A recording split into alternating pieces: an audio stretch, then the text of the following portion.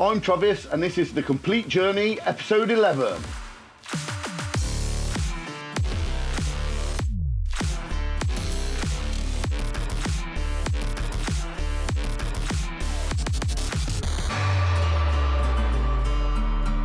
So, over on the Leamington Site today, me and Ash today are going to be making a temporary roof up here, which is going to replicate an exact glass roof that's going to be coming down.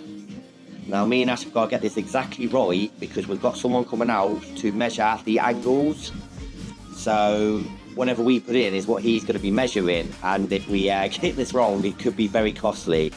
So, let's get it right.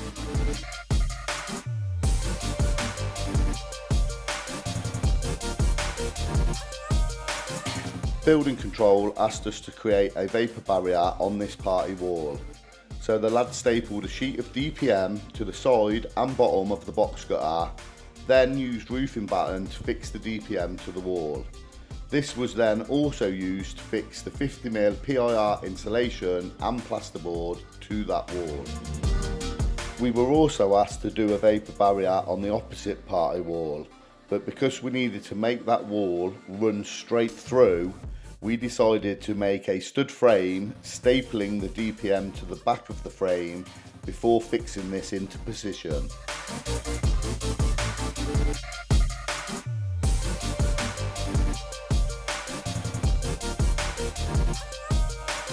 Over on the site in Wobley, the screed has finally dried out enough that the Antico flooring was able to be laid correctly.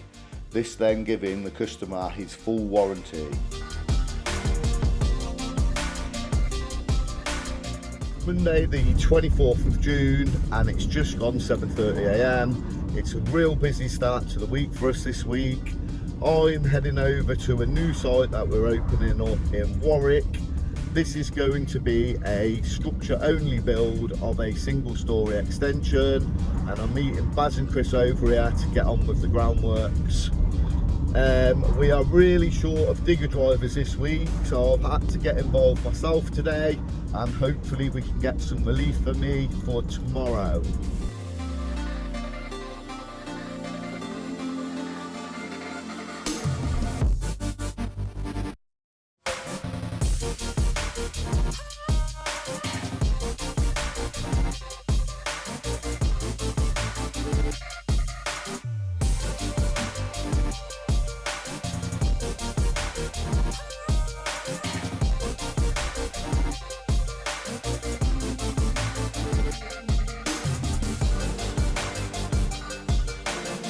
New project we've got open in Warwick today. We've had a good day. We've got half of the foundations out and we are going to continue with the foundations tomorrow and the drainage, but not a bad day so far today.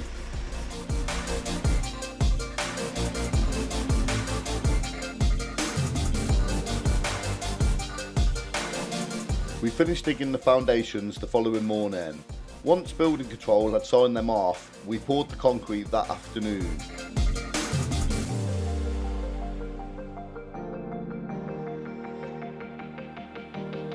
Baz used the laser and staff to get the right levels, then tampered it in to flatten off, ready for the brickwork for the following day.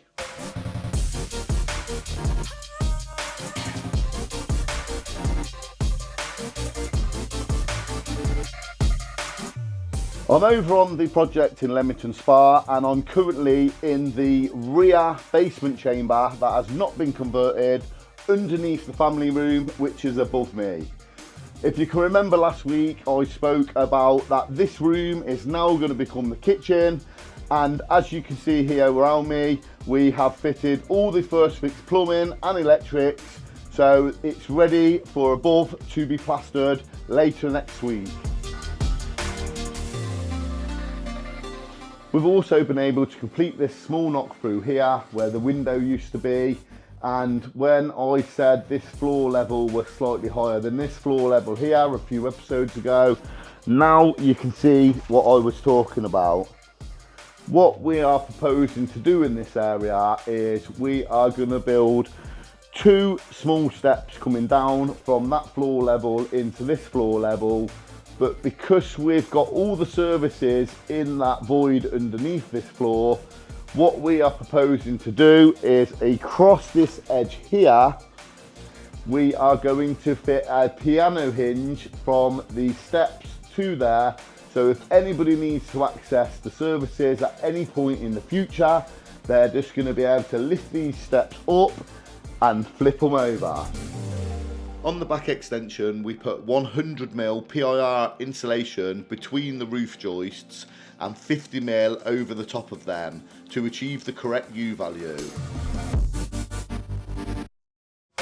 And yes, we are aware that the spotlights are not centralised, and this has been changed before any of you lot go writing in the comments below. We have just had some amazing news back this afternoon, and I wanted to tell you about it straight away. Rich has been working in the background for multiple months now with Newton waterproofing systems. They are one of the major suppliers of waterproofing materials within the UK, and today we have officially become a Tier 1 approved waterproofing contractor. This is a massive deal for us and a complete game changer for the business.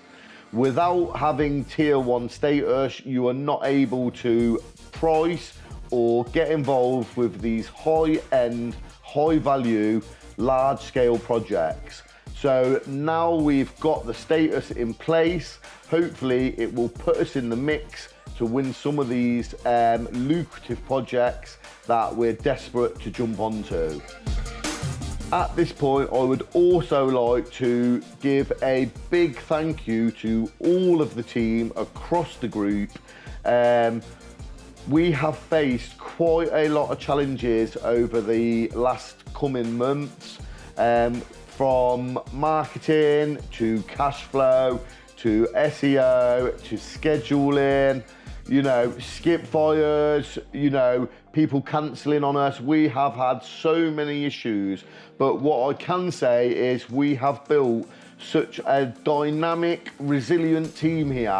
I feel like at this point there is zero challenges we can come up against that we can't overcome.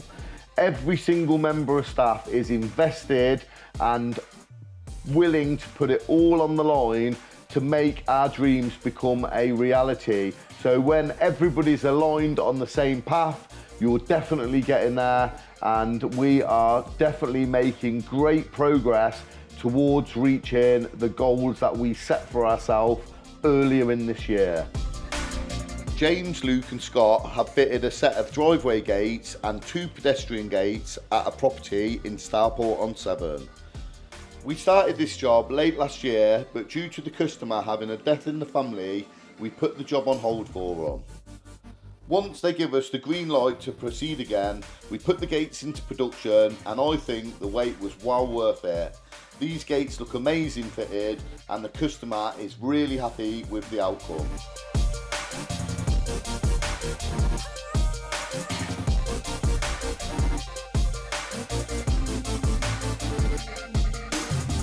Back over on the site in Warwick this week, the guys are really motoring now.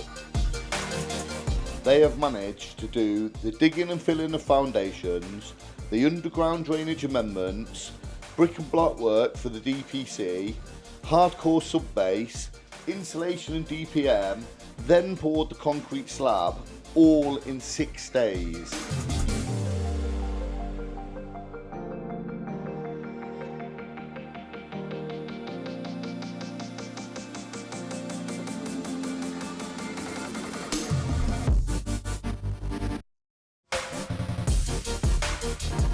Massive achievement to that team.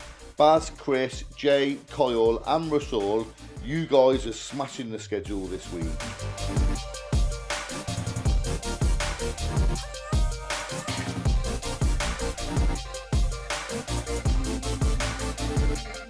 Wayne and Ash have also just left the office.